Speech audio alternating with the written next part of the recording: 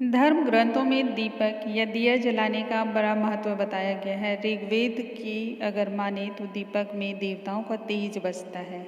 दोस्तों, यही कारण है कि पूजा पाठ हो या कोई सांस्कृतिक उत्सव हो या फिर कोई त्योहार हो, सभी की शुरुआत दीपक प्रज्वलित करके ही की जाती है। दीपक या दिए के प्रकाश को ज्ञान का प्रतीक भी माना जाता है, क्योंकि यह अंधकार से उजाले की ओर लेकर जाता है। यही कारण है कि शास्त्रों में सुबह शाम घर में दीपक जलाने की सलाह दी जाती है। ऐसा करने से सभी प्रकार की परेशानियां समाप्त होती हैं और घर में सकारात्मक ऊर्जा का वास होता है।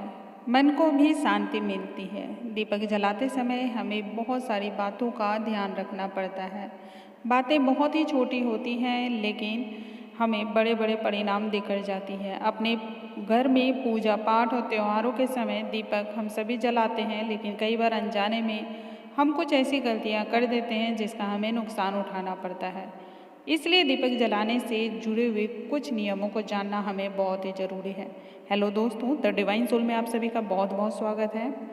आज फिर एक नई जानकारी लेकर आपके सामने उपस्थित हूँ।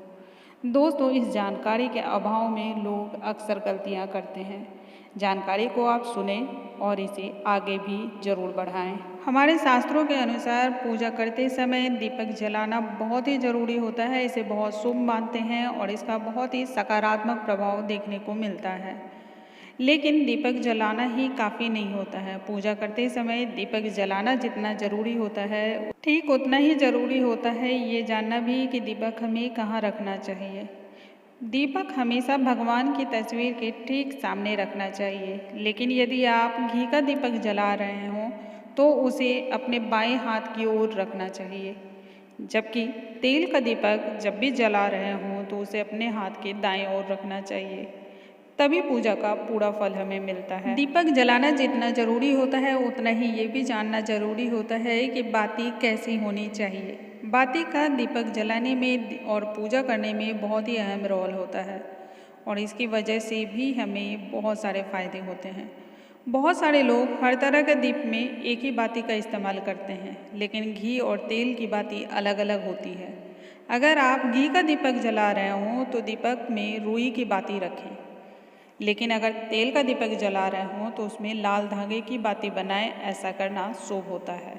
इसके साथ ही हमें दिशाओं का भी बहुत ही ध्यान रखना चाहिए। हमें किस दिशा में दीपक जलाना चाहिए और किस दिशा में नहीं जलाना चाहिए, इसे भी बहुत ही गौर से सुनिए। बहुत सारे लोग घर के कोनों में भी दीपक जलाते हैं, लेकिन ध्यान रखना चाहिए कि दीपक को कभी भी पश्चिम दिशा में ना रखें।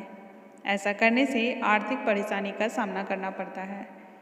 यदि आपने पश्चिम दिशा में नहीं भी रखा है तो दीपक का मुख पश्चिम दिशा की ओर कर कर ना रखें।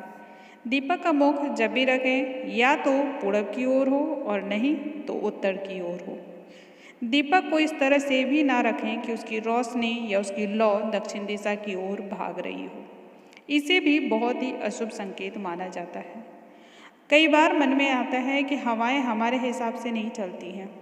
हमारी मर्जी से हवा नहीं चलेगी तो फिर दीपक की लौ किधर जाएगी, ये हमें पता नहीं है। यदि हवा ऐसी चल रही हो कि दीपक की लौ पश्चिम या दक्षिण की ओर जा रही हो तो ऐसे में चिमनी या ग्लास से दीपक को कवर कर दें। इससे लौ शांत हो जाएगी, जो किसी भी प्रकार की अशुभता को होने से रोक पाएगी। साथ ही दीपक को हमेशा शाम के समय आपकी ये कोशिश होनी चाहिए कि घर के मुख्य द्वार पे जरूर लगाएं। इससे माँ लक्ष्मी का आगमन होता है और इसे बहुत ही अच्छा मानते हैं। साथ में जो प्रश्न आता है वो ये भी है कि दीपक किस समय जलाएं जो हमें पूजा का पूर्ण फल प्राप्त हो सके। तो जब भी मन करे तब भगवान की पूजा कर ली और दीपक जला लिया। यदि आप भी ऐसा करते हैं तो ऐसा करने से नुकसान हो सकता है। दीपक जलाने का जो नियम है, जो समय है, वो सुबह 5 बजे से लेकर के 10 बजे तक का होता है और शाम को 5 बजे से लेकर 7 बजे तक होता है।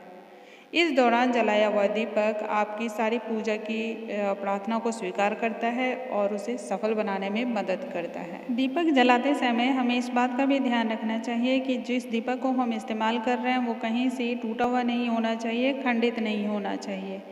कई बार मोह में पड़ कर हम दीपक को रख लेते हैं, क्योंकि वो दीपक हमें बहुत ही पसंद रहते हैं। लेकिन वो दीपक यदि कहीं से भी खराब हो, खंडित हो या फिर उसमें कोई और भी तरह का ऐसा दोष हो जिसे नहीं हमें यूज़ करना चाहिए, तो उस दीपक को आप तत्काल हटा दें। ऐसा नहीं करने से माँ लक्ष्मी नाराज हो सकती है।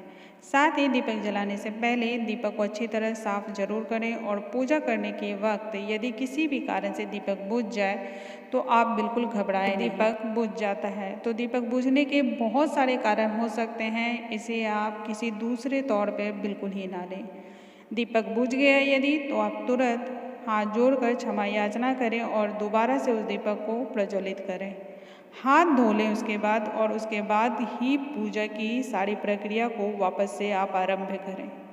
यदि आपका दीपक बुझ गया है तो ऐसा गलती आप बिल्कुल ही ना करें कि आपने दीपक प्रज्वलित तो किया लेकिन हाथ को आपने नहीं धुला हो। इसके बाद की गई पूजा को, यानी कि यदि आपने हाथ नहीं धुला है और आपने पूजा प्रारंभ कर दी है तो पूजा को पूर्ण नहीं माना जाता है। दोस्तों, मुझे उम्मीद है आज की ये जानकारी आप सभी के बहुत ही काम आएंगी। ऐसी ढेरों जानकारियों के लिए आप लगातार बने रहें। अगले वीडियो में एक नई जानकारी के साथ फिर से उपस्थित होंगी। तब तक के लिए हमारा प्यार भरा नमस्कार।